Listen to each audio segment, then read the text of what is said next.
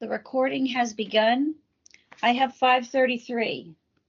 Okay, great. This is the Sunshine Ordinance Task Force Information Technology Committee at 5:33. You can, I'm going to hand it back to you, Ms. Leger, for the preamble, and then we'll do roll call and whatnot. Thank you. This is the Information Technology Committee of the Sunshine Task Force. Today's date is March 22nd, 2020. The time is 5:33. The listen and public call-in telephone number is 415-906-4659. The meeting ID number is 442-210-56#.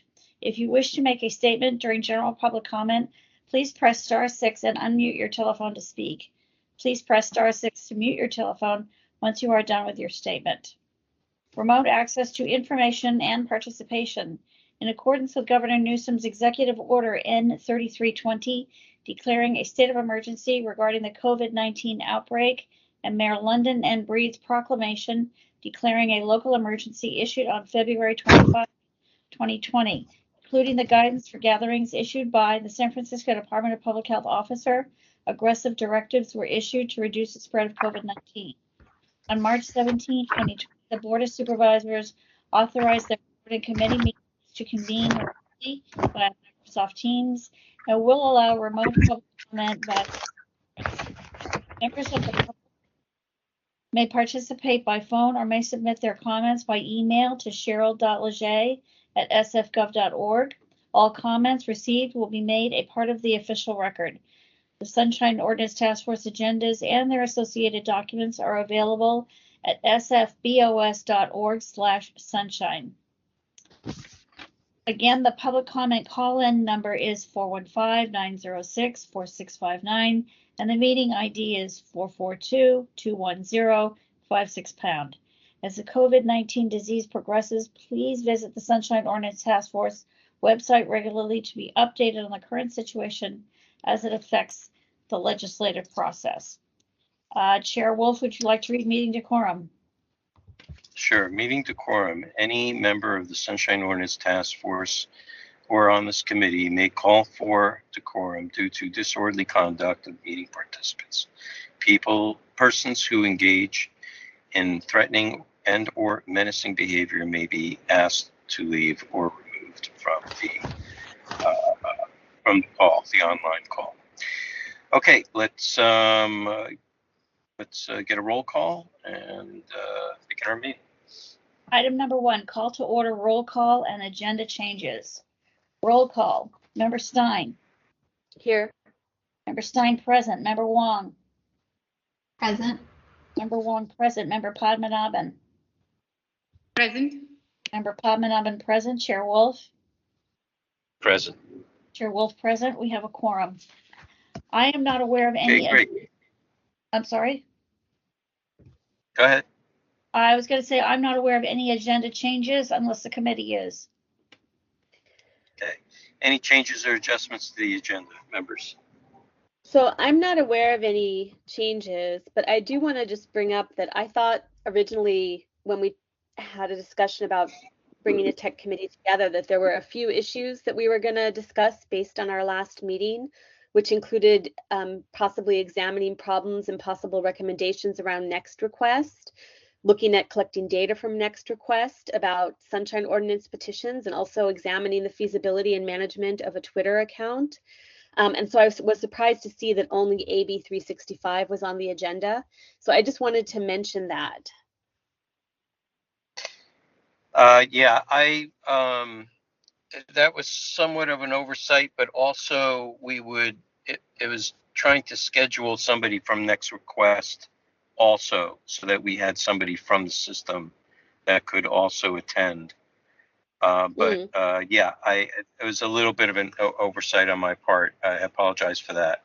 But it's sometimes not easy to get somebody from that service or the assigned staffer to attend. But we'll get it. We can.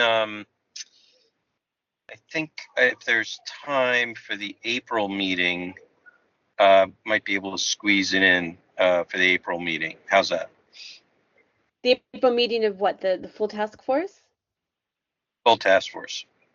I think that would be great. I would just want to make sure we give them some direction before we have them come about what it is that we're hoping to learn from them. Like, I would really love to see, a demonstration of the software and what kinds of options are possible for agencies to choose when they are, getting requests or giving requests. So I would just want them, I think that, we should give them some guidance about what we want to know from them. Okay, that's fine. The task force has had over the years has had demonstrations, but we can certainly invite them and do that again. Not a problem. Or they can just give us a handout. They've got somewhere where they've got all the options, and how the software works. Like, if we can get a little pamphlet, or whatever they give people to operate the software, I think it would really help for those of us who are concerned about how Next Request is being used.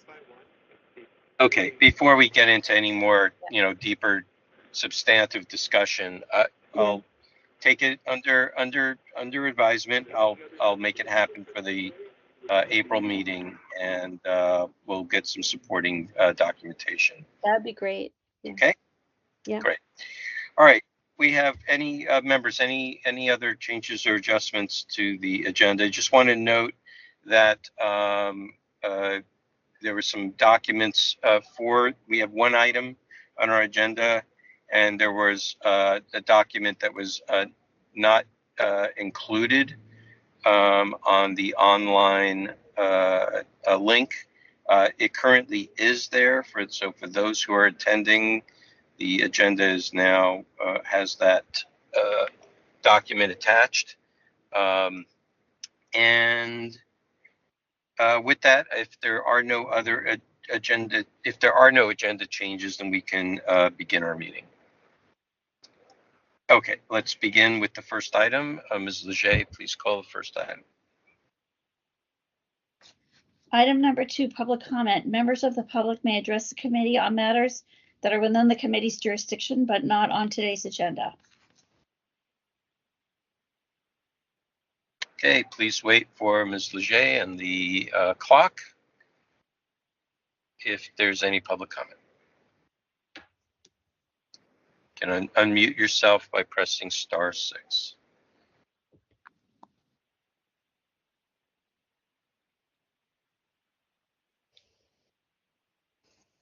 Is there any public comment? General public comment for items not on today's agenda. A last call for public comment. Okay, public comment is closed. And let's call our next item. Item number 3, file number 22019, hearing review of Assembly Bill 361. Shall I read the preamble? Sure. AB 361 is legislation to consider setting forth findings required that would allow the task force to hold their meetings remotely according to the Modified Brown Act. Teleconferencing. Okay. Go ahead. Teleconferencing items set forth in AB 361 and related issues. Okay. So this is a more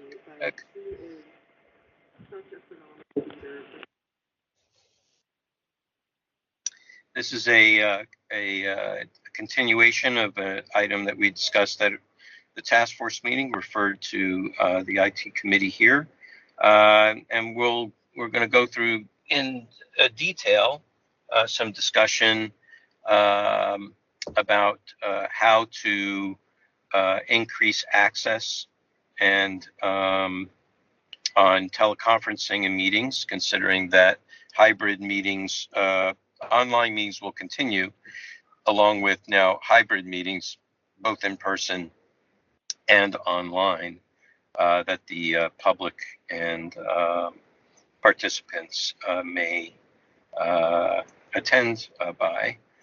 We have some suggestions by former task force member David Pilpel that are attached here, and I'll open it up to members to begin our discussion.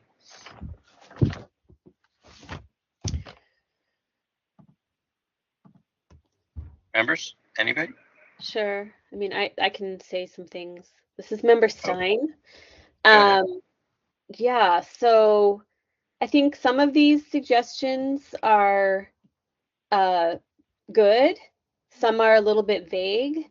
Some are a little bit disconnected, I think, from AB 361, or it's not clear to me how they flow from AB 361. I think it's a really good idea for us to maybe send out some kind of memo, maybe even summarizing what it is that AB 361 says, like just very briefly, like bullet point, and then give our suggestions, whichever ones we deem appropriate, about how to adjust things for the online meetings and online participation. I guess that's my main reading of this. This is my overview reading. I mean, I can get more specific if you want me to go through my notes, but I'll wait to hear. Well, that's what this meeting is for, okay. Is to get into the kind of the gory details and into the weeds, and develop a set of guidelines that we can present to the Board of Supervisors and right. to the mayor to have them implement. Right. So, I mean, I think ideally we would be able to pull sections out of AB 361 and say, this is the further guidance that we would give on this section about how we might best implement it. So if you look at the recommendation in point 1, talks about a new provision requiring specific information on how to participate in public meetings. I feel like it's not that specific. It makes it seem like the provision goes into a level of detail that it doesn't. The provision just says that you have to give notice on how to participate. So I would make it clear that people have to give notice, and this is what we would suggest in terms of the details that should be there, and just be clear on what the details are that we believe that are required to do this.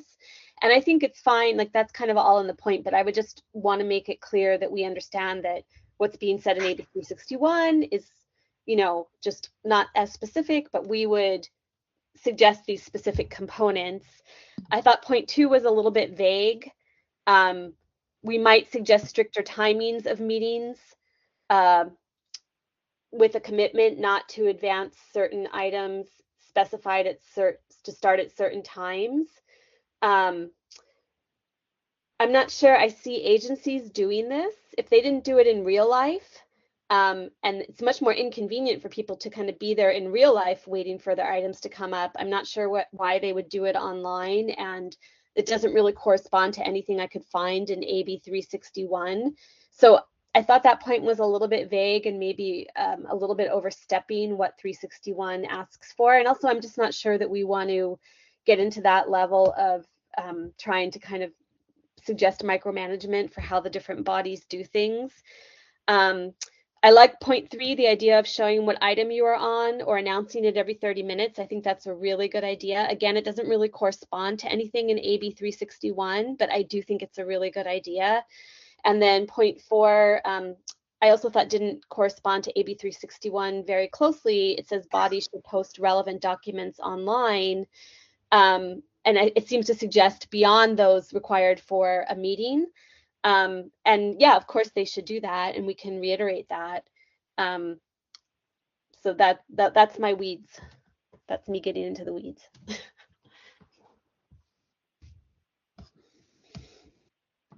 Hey, anyone else? Just speak up. I'm on my smartphone today, so I'm flipping between screens. So go ahead, just speak up.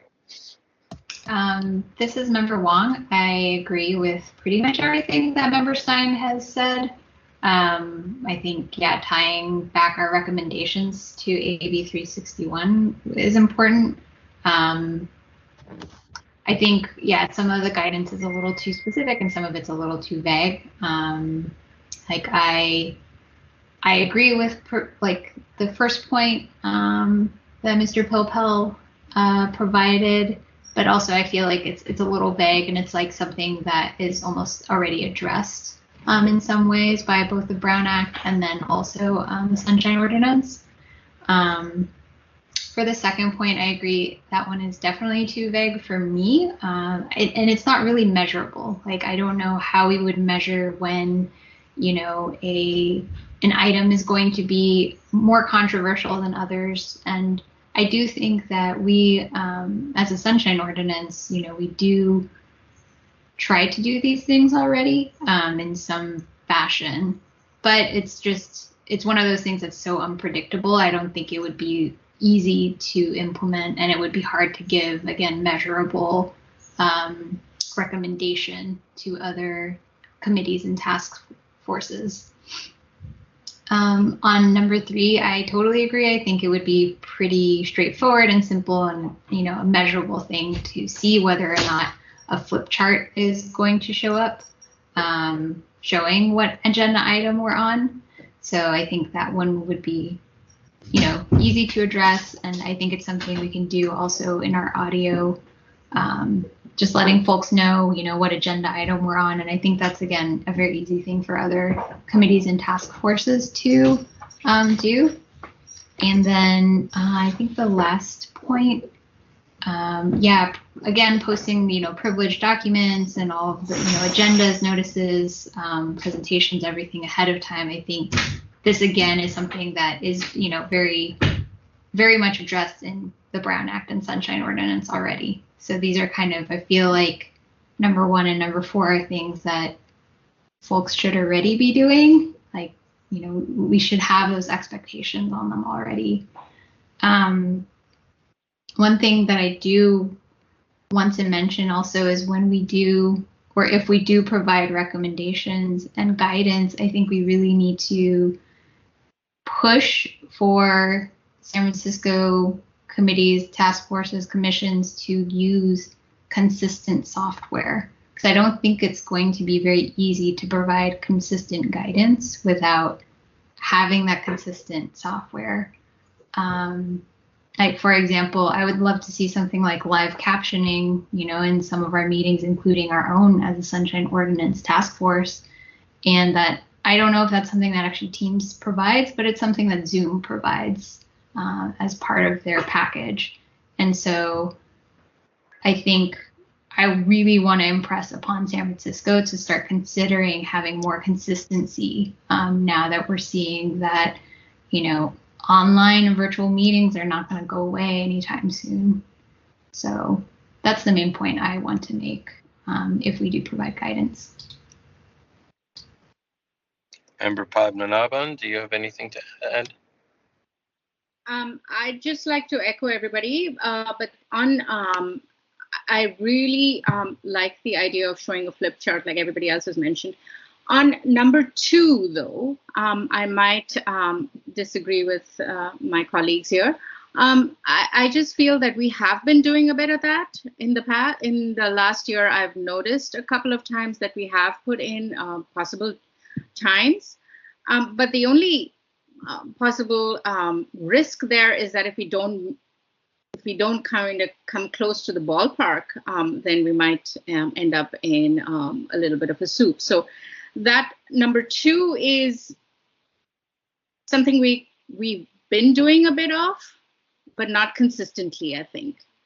And I think there are risks in that we need to be aware of. That's all I have to say. Okay.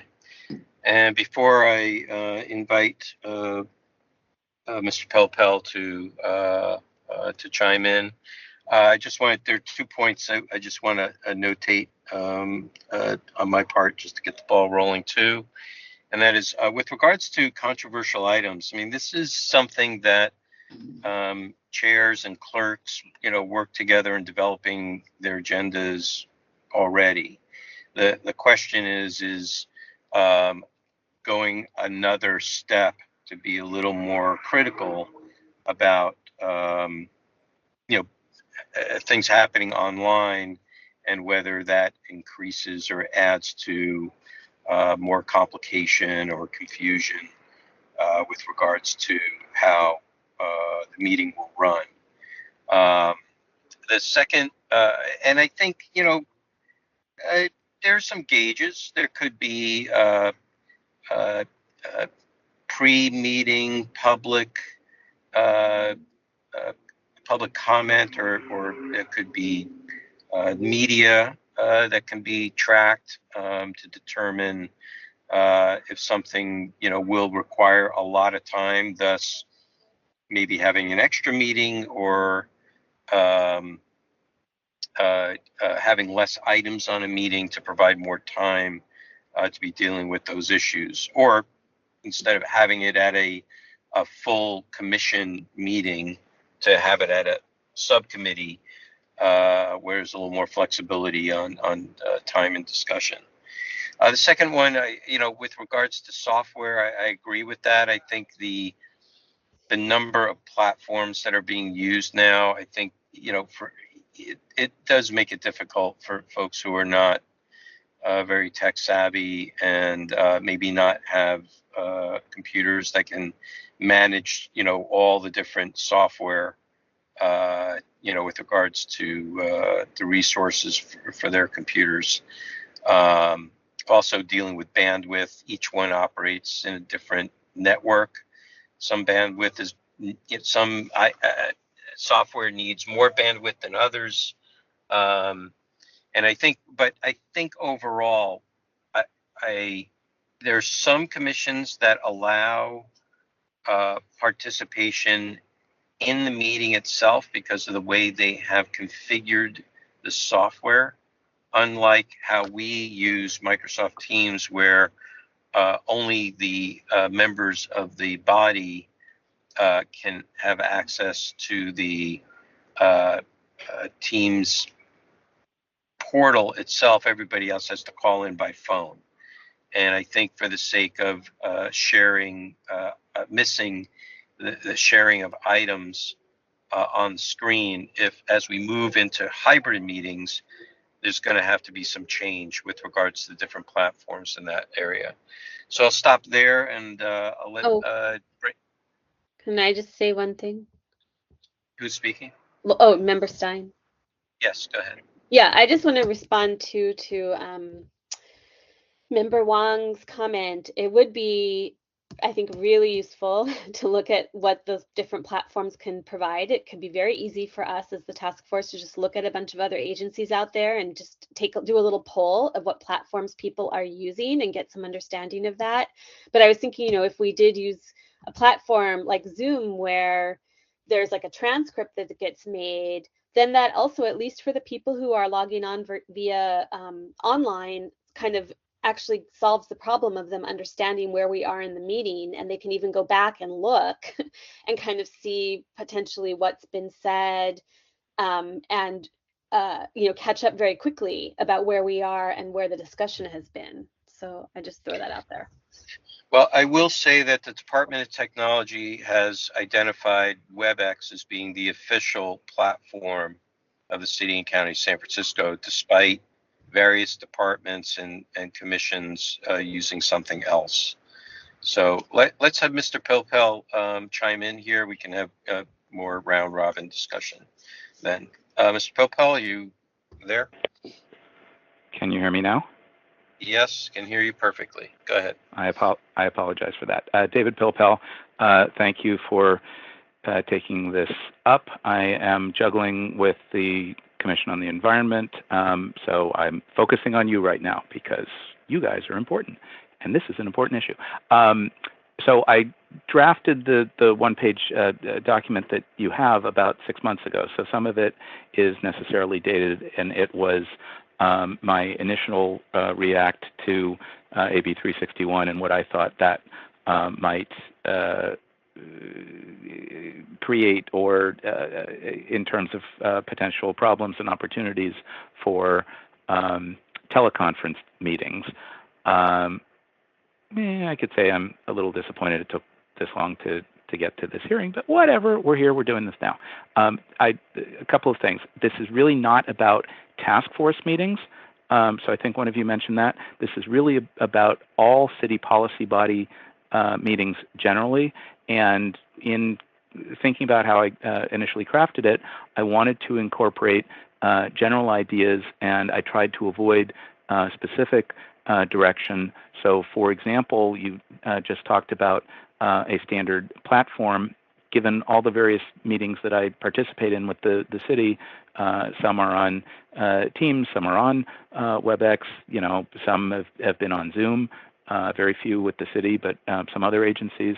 A few were on Blue Jeans, which is some other product, and there was some fifth platform that I forget right now. So it seemed to me like one standardized platform was unlikely, but a more standard approach to how to deal with teleconference meetings was more possible, discussing expectations and ground rules and guidelines and all of that, and that each agency, board, commission, or department or policy body could apply that general direction and guidance to their specific application or circumstance.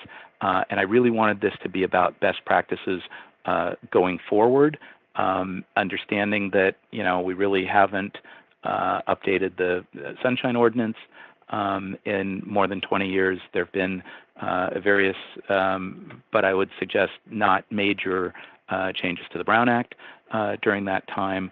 This seemed to me like a good use of the task force's powers and duties under 67.30C. First two sentences in relevant part, task force shall advise the Board of Soups and provide information to other city departments on appropriate ways in which to implement this chapter, that being chapter 67. Task force shall develop appropriate goals to ensure practical and timely implementation of this chapter, et cetera, et cetera. So it seemed to me like the intent of that section was very much about practical guidance to city departments about how to implement Sunshine in meaningful ways for the public that aren't, substantially burdensome, but things like the flip chart. And it's not like I came up with the brilliant idea of a flip chart. Any of you who have been to planning commission meetings back in the old days, they used a, nifty-wifty flip chart in room 400. And so when they were on item 9C, the commission secretary, Linda Avery at the time, and then Jonas Ionin would just, flip the little book to 9C. And so everyone who walked in the room without, running up to the desk or pestering somebody could just see, oh, they're on item 9C. I get it. I'm here for, 9D or 11, so I'm fine. Or I was here for 9B, so I'm late. I'm screwed, right? It just seemed like something that you can pretty easily put on video in a corner in the background, blah, blah, blah. So it was that kind of idea. And then sort of moving forward, again, because there haven't been too many legislative changes and because technology continues to advance, teleconference meetings seem to be happening for a while and seem like they will continue to happen for various bodies for a while, but now we're into hybrid mode and who knows how long that'll be. It just seemed like this was a huge opportunity to say, okay, we need to have public meetings in order to make public decisions. We need members of those bodies to make the most informed decision possible. The public needs to be involved in that, and to do so, members of policy bodies, staff, and members of the public all have to have access to the same information. So when you hand something out on a desk or circulate it to a majority of members of the policy body, rather than saying, oh, okay, we put that in a file, you can come down to City Hall and rummage around room 244 or some other office or go over to 1 South Van Ness or some other place to find it, that everybody's got a website. So they should be able to post it as an accessible PDF or whatever else they need to do to it to make it available to everybody, so you don't have to run down somewhere to find it. It should be accessible when it's available, not sooner, but not later. And so we should all have access to that same information and be able to make informed public comment and thus have meaningful public participation in these bodies. That's kind of the overall. I'm happy to go back and forth. I have no pride of authorship about this document. If you choose to send out, I don't expect that you're going to send out this version of it. If you choose to send out some version of it, fine. If you choose to, handle this in some other way, that's fine too. It's up to the task force. I'm happy to assist. I feel pretty strongly that this is, a time and a place and a way to give some kind of guidance and sort of reassert the role of the task force in giving good practical guidance to city agencies on engaging the public. Yeah, I'll leave it at that and like I said, happy to go back and forth. Thanks for listening. Okay. Bruce? Yes. Could I just make a quick comment about Member Stein was talking about transcripts. And I think Member Padmanabhan was also discussing that. It has only been since, I think, Wednesday of last week that Teams has provided a software that is allowing us to easily access a transcript. It is provided like within 24 to 48 hours of the hearing. I can get to it and I can send it to whoever wants it. And it is a Word document, so it's not perfect, but it's pretty close to what it is. It's pretty close to what's stated. And this is only in the last week. So. Yeah, okay, that's great.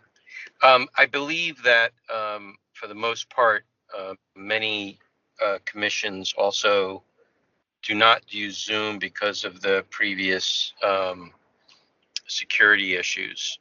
And there was, I think, at one point, kind of a ban on it because of that. Things have changed since then, and the company has changed.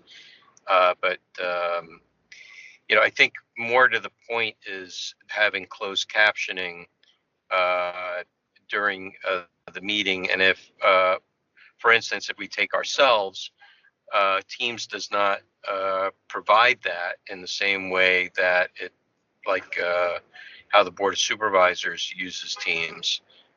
Correct me if I'm wrong on that, but that kind of system is not available to us. And so for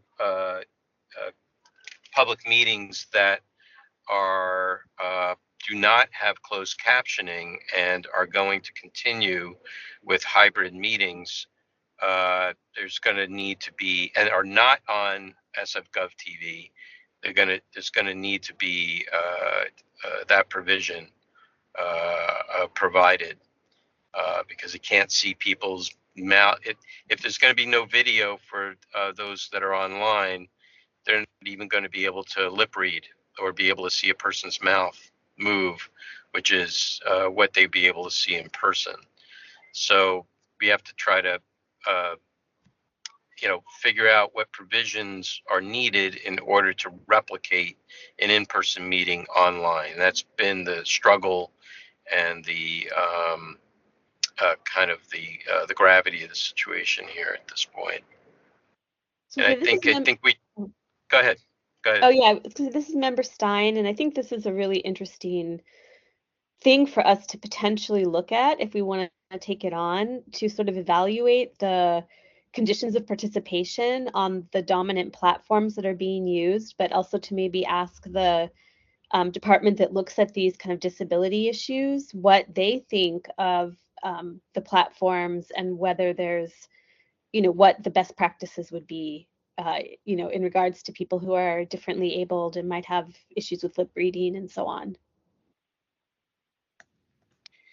Yeah, I agree with, there has to be a baseline with regards to accessibility for people with disabilities, for sure. And those are, I believe, have already been identified, which would include closed captioning. But I think it needs to be extended now, because usually that was only in the case of SF Gov TV. And so now we're dealing with, online, and for those meeting bodies that are not being broadcasted, it has to be an additional level of service on that level.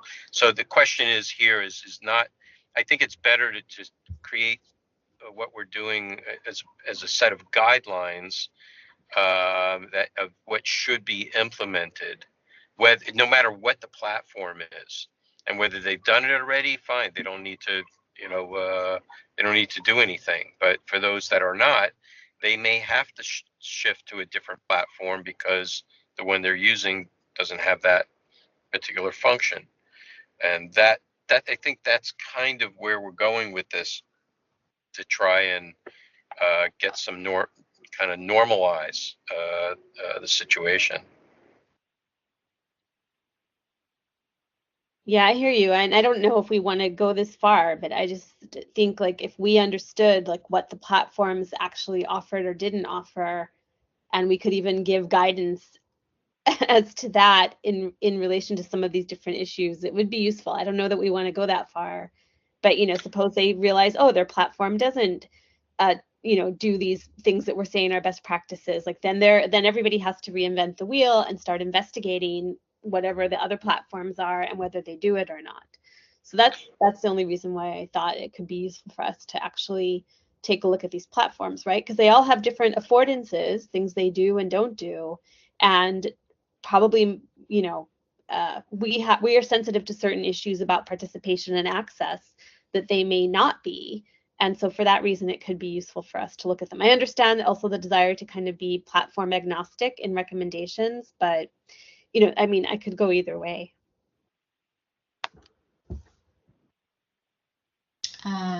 This is Member Wong. Yeah, I do like Mr. Pilpel's point about the fact that technology is always going to be developing and, changing over time. So I think to that point, it maybe does make a bit of sense to do a combined recommendation where we can, do a near-term recommendation for platforms that are being used and like what we should be maybe using currently. Versus like more generalized guidance in the future where we, give a list of the things that we expect to be provided by those platforms.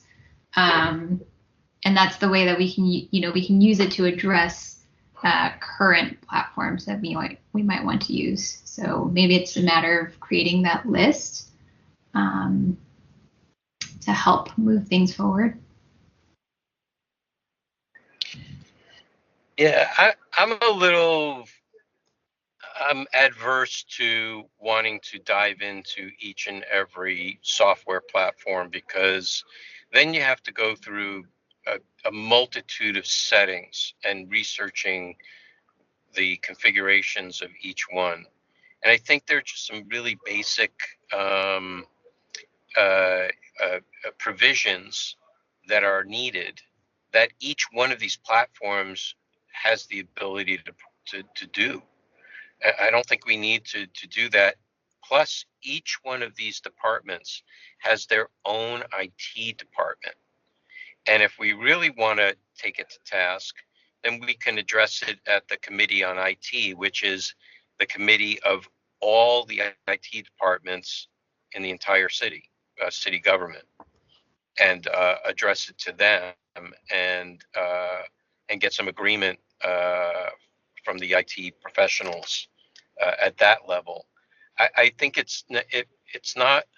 I think it's getting too far into the weeds for us to start researching each and every one, and we'll never end up with a document. I think it'll just be ongoing. I think we need to agree agnostically in general what the basic tenets are for assuring that the public has as much access as possible and as much information about how to work the system. What speed do you speak when you're mentioning what the phone number is or what the URL is, how to use the phonetic language, things like that. I think those kinds of guidelines would be helpful, because there's no way in most of these meetings when they blurt out what the phone numbers are, the access codes, or what have you, that I can keep up with it, especially if they only say it once. Mm-hmm.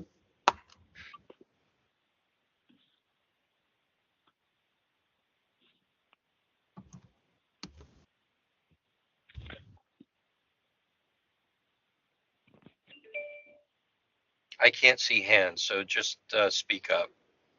And if you want to take a break and take some public comment, we can do that.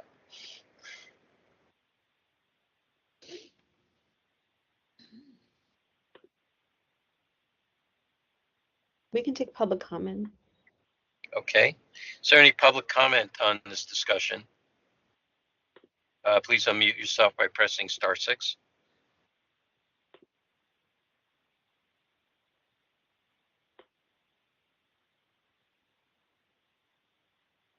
Any public comment? I do see a hand up. Chair Wolf, I do see a hand Okay. up. I see 2 hands Okay. up, but I don't know All who right, they sir. are. Please unmute yourself by pressing *6. Oh, there goes the hand. Okay. I still see 1.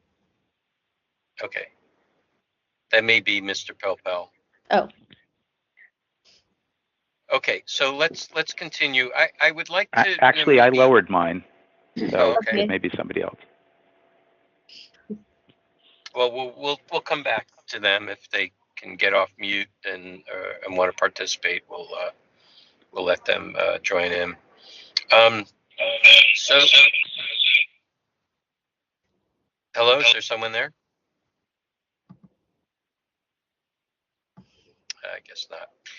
Okay, so I think so. If we want to, start at least with the items that are before us, let's see if we can come up with some concrete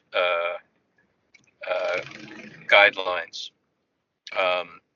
As I mentioned before, I think how to speak the instructions and where they're maybe they need to be posted somewhere, either in the agenda or on their website or what have you. I think might be helpful.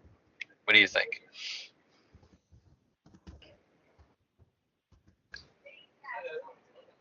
Have what on their website? The instructions on how the platform works. Oh yeah. So like the buttons for muting and unmuting may be different from platform to platform. So Yeah, for whatever absolutely. platform a particular meeting body is using, they should be. How should they be spoken during a meeting? How should they be posted on an agenda? Should it be at the top of the agenda, the bottom of the agenda? I think those kinds of guidelines to create some little bit of standardization and normalcy, so that from meeting body to meeting body, everything kind of looks the same.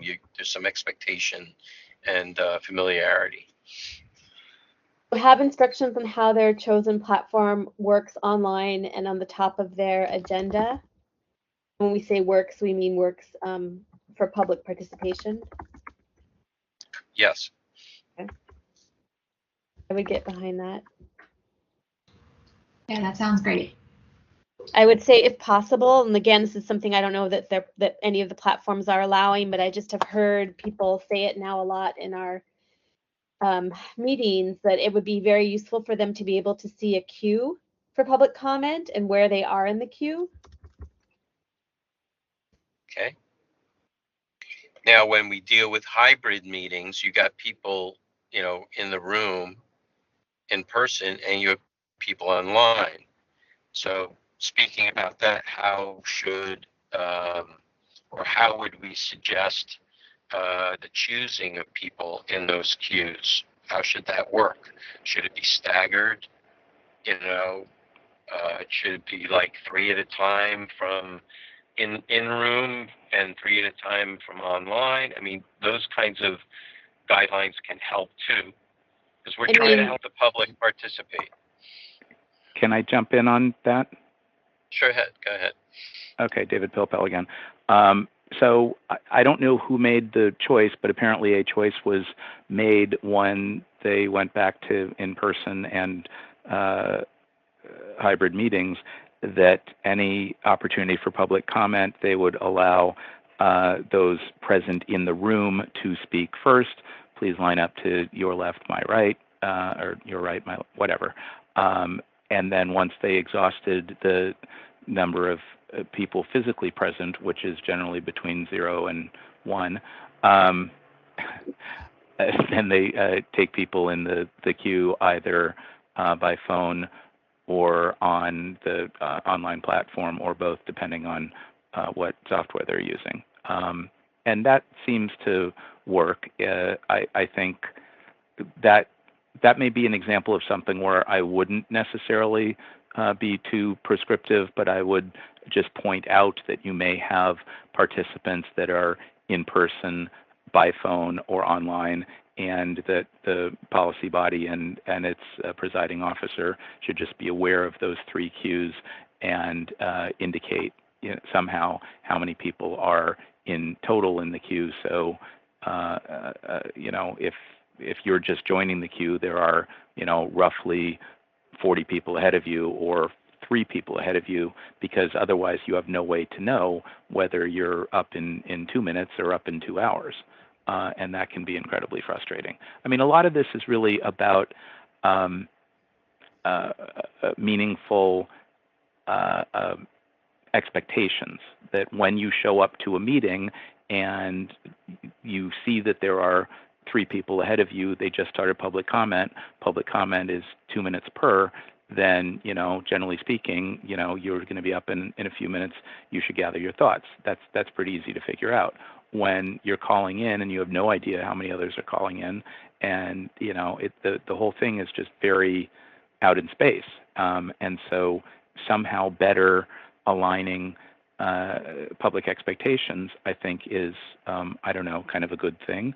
Otherwise, you just get either people who have all day long to participate in these things, or make the time like that, or are paid to participate because they're lobbyists or whatever, or you just simply, eliminate the average member of the public from ever participating, because who's going to bother under those circumstances? I mean, it was tough enough going down to City Hall or a meeting at some other building and waiting for an unknown period of time to speak for a couple of minutes on some issue that you cared very much about. Now it's so many potential technical hoops and whatnot. Why bother? It's you really just okay. I've said enough. Thanks.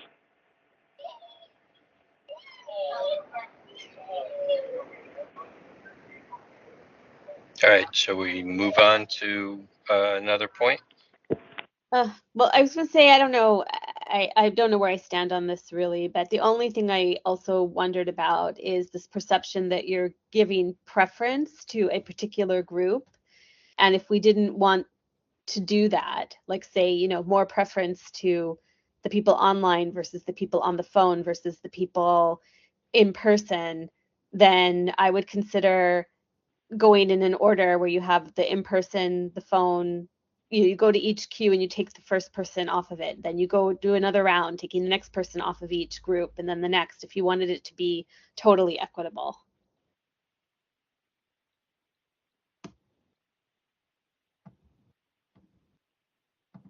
I think this is Member Wong. One thing to consider about in-person is just also like able-bodiedness is like having to stand for a longer period of time to wait to make public comment.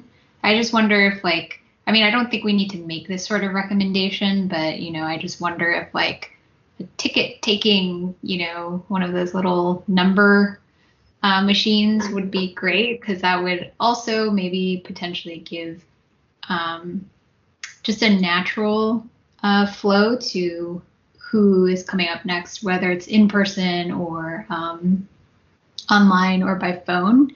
And then it wouldn't require people to stand for as long, while they're waiting to make public comment. I think this is, it's probably getting way too specific, but just some thoughts I want to throw out there. Yeah, well, the Board of Supervisors, if you've ever been to one of their meetings, has green cards that you can fill out, and they'll take those green cards first and put them in the queue. But there's no requirement for people to identify themselves by law.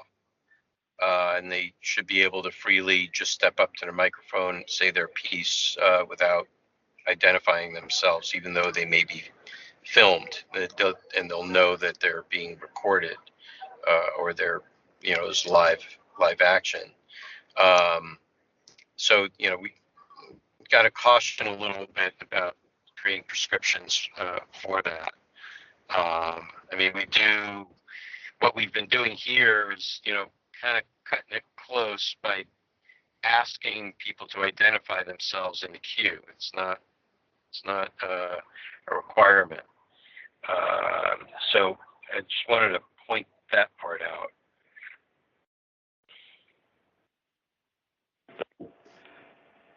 Can I jump in again? Yeah, go ahead. Okay, David Pilpel again.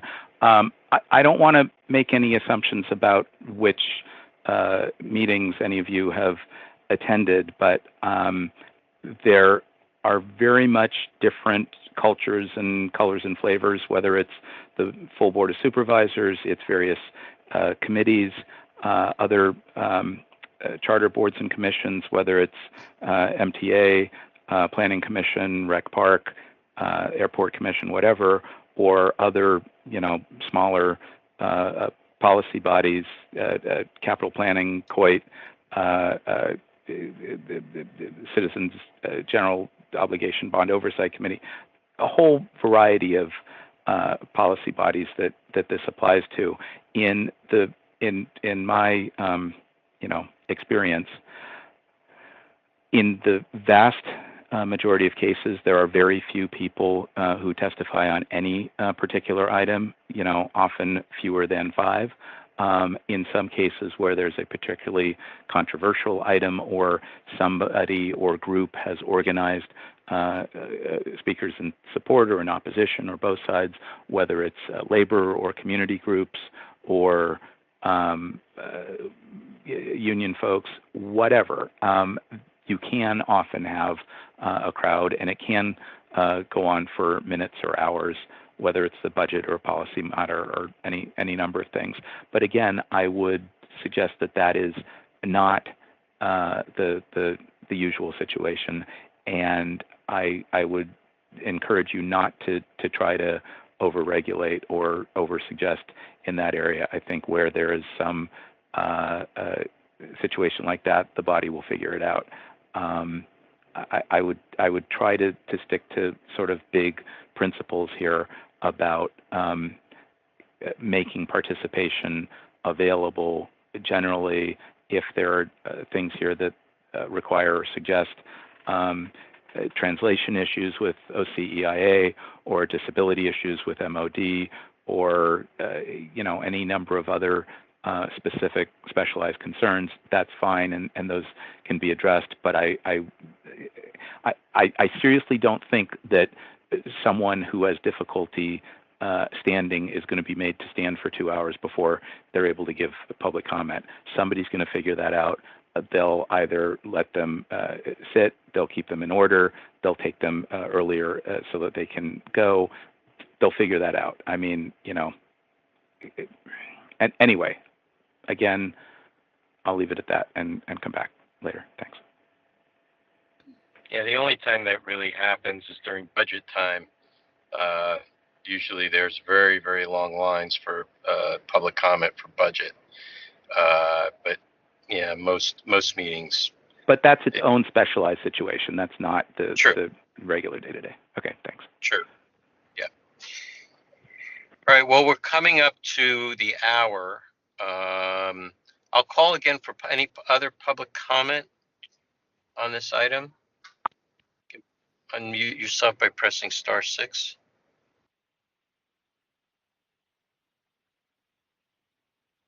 Okay, hearing none.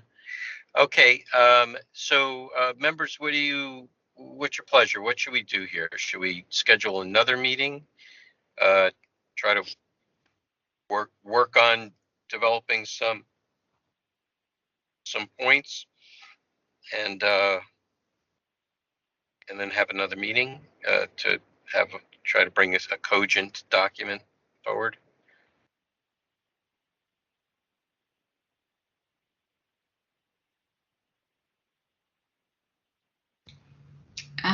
This is Member Wong. I think it's worth putting together some points, and then I think the plan was to hopefully bring this to the full task force in April in order to get it approved, correct?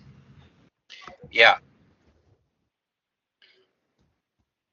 I mean, it's time of the essence. I mean, we've been dealing with online meetings for 2 years now.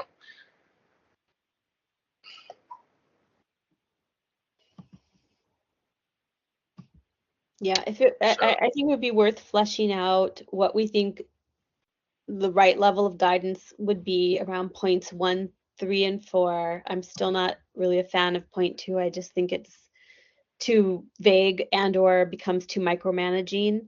But I mean, if maybe we can just go away, and if people have specific things they want to add, they can add it. We can merge a document, look at it, approve it, send it forward. Okay. And I also wanted to, this is Member Padmanabhan, as to how soon we can implement any of the changes. I think that also we need to consider. Maybe Cheryl and Victor can let us know, like, how we could, showing a flip chart in the background is somewhat easy, but posting non-privileged documents, as to how easy it is or complicated it is, we need to understand that too. So perhaps we need to have a discussion with them. Sure. With regards to our own system, yes. Yeah. With regards to developing guidelines for that, I mean, every department or commission will have to, figure that out for themselves. So then, if you're doing something for all bodies, then it necessarily needs to be pretty general. Then. Correct.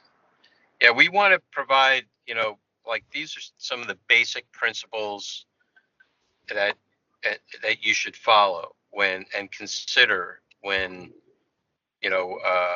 now moving into hybrid meetings and or remaining 100% online. In order to stay compliant with the Open Meetings Act and with AB 361. And the AB 361 gives some latitude as to how it should be implemented, knowing that there are a multitude of platforms and how each meeting body chooses to configure it and operate it is different also. So I think it really, we're just looking at, very high level set of guidelines and principles, and not trying to be,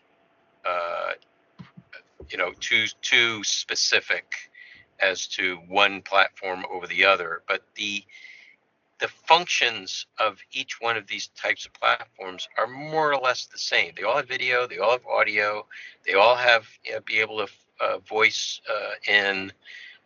They all have a chat function. Most of them have closed captioning, and if they don't, then that department should think about switching platforms to one that does. That's the kind of I think the activity we want a department to take and to think about, and to not make it easy for or just more accessible. Can I have another round on this? Sure, go ahead. Okay. So let me suggest a few things so that maybe we get out of this tonight alive. I would suggest that I've done what I can on this document. I will leave it to you.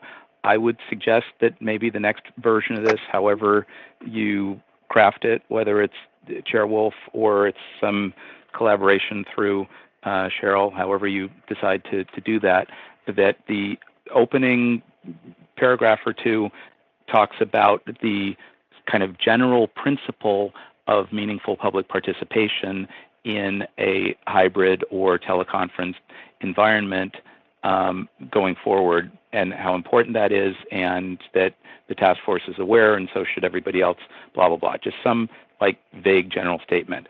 Then I would have a few, and if you like versions of or elements of 1, 3, and 4, then fine. I would take those and whatever else you want to add or subtract, and just give, very high level guidance on that. It's important to provide information on how to participate.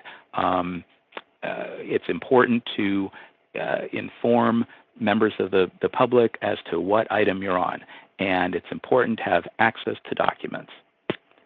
Just high-level things like that. And then have a third section where you say some specifics that you might consider would be,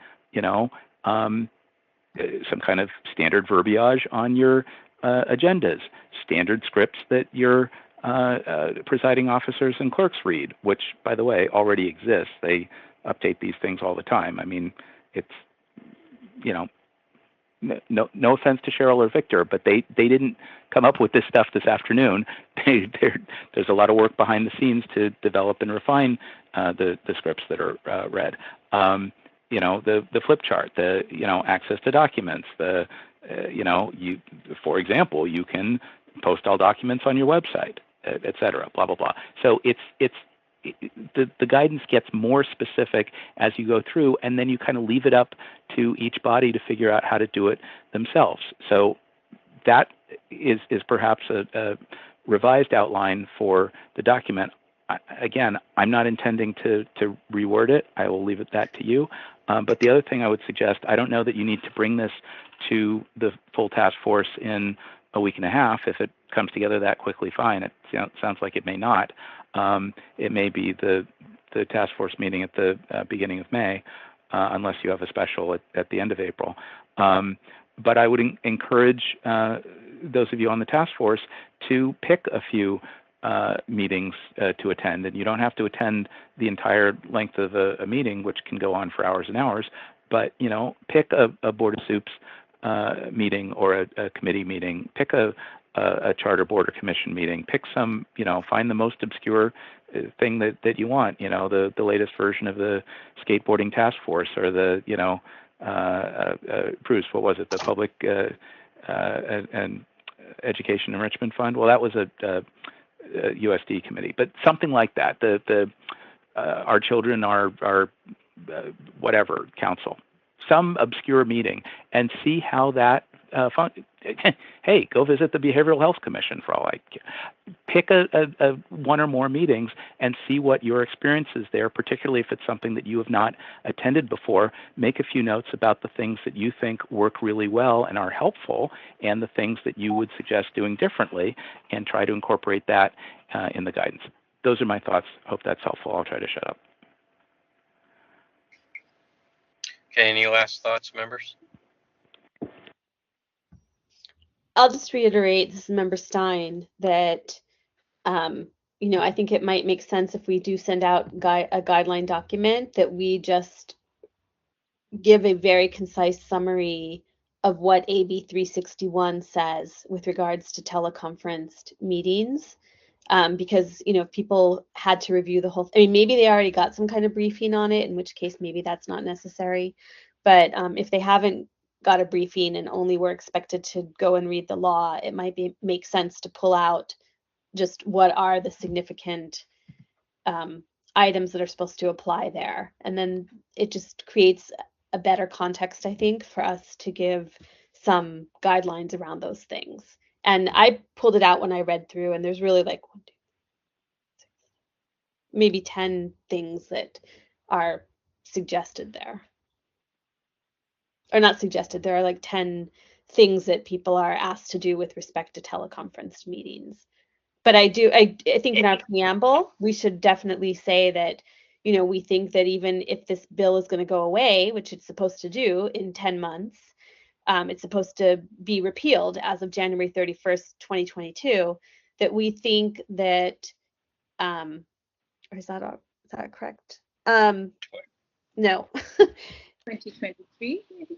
Yeah, I don't know. Maybe it was extended already. The version I read, I think, said January 31st, 2022 was the version that I read at first. I'm not sure what it is now, but in any case, if it's going to be repealed, or if it's already been repealed and something else is replacing it, then, you know, that these guidelines are given because we expect that hybrid meetings are going to become the norm, right? That it's going to be a combination of a teleconference and an in-person meeting.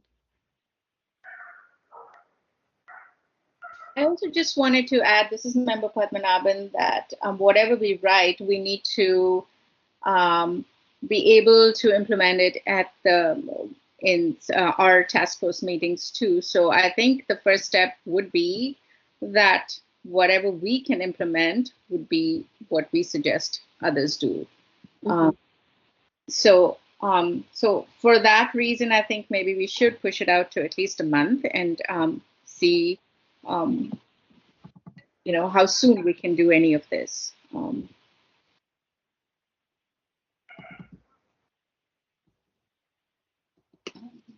Okay.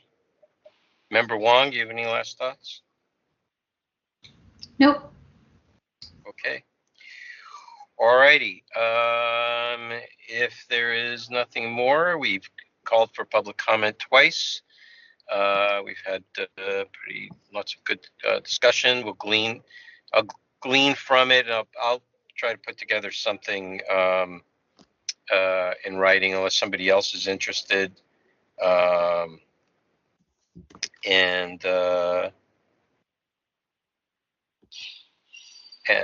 we'll take it from there, and I'll send it around. So can I just ask for clarification? Because I'm going back and looking at this. Was this bill repealed January 31st? I don't think so. It just came into effect. Yeah, I think that was November last year that it came into effect. I don't know. I'm just looking at so many things where it says this section shall remain in effect only until January 31, 2022 on so many of these provisions. It says, but it also says this bill until January 1st, 2024 Okay. would authorize a local agency to use teleconferencing without complying with the teleconferencing requirements imposed by the Ralph M. Brown Act when a legislative body or local agency holds a meeting during a declared state of emergency, as that term is defined. So, you know, we're still maybe under it was state. Okay. Go ahead. Maybe it was mandatory until that date, and then there was that thing of you can keep extending it every 30 days. That's right. Yeah, well, you Okay. you couldn't have an online meeting without approving a resolution. You're right. I think it's after January 31st. I don't see that. Finding that. Do you want me to speak to that? Yeah, go ahead. If you're still Okay, here, David sure. Pilpel again. So my understanding is that the provisions in the bill are in effect until January 1st, 2024. As you said, only during a state of emergency. It's a little hard to read because there was some other measure that was double joined, and so that's why there was some confusion about the language. I wouldn't be surprised, and I have heard that there is effort in Sacramento to make some of these provisions permanent, or at least extend past the deadline, past the January 1, 2024 deadline, or make it applicable to other circumstances that don't involve during a declared state of emergency. So that's kind of ongoing legislation in Sacramento that you may want to monitor. I've not been closely following that, but I assume that Californians aware of CFAC and others would know about that along with the city attorney. Okay. Thanks. Okay, with that, we ready for the next item? Yes. Oh, okay, please call the next item. Item number 4, adjournment. I have 6:43. Is there a motion to adjourn? I'll make a motion to adjourn. This is Member Stein. Is there a second? This is Member Padmanabhan. I can second it. Okay, very good. All those in favor say aye. Aye. Hi. Aye. We are adjourned. Great. Let me stop the Thanks. recording. Okay, Thanks, everyone. thank you, folks. Aye.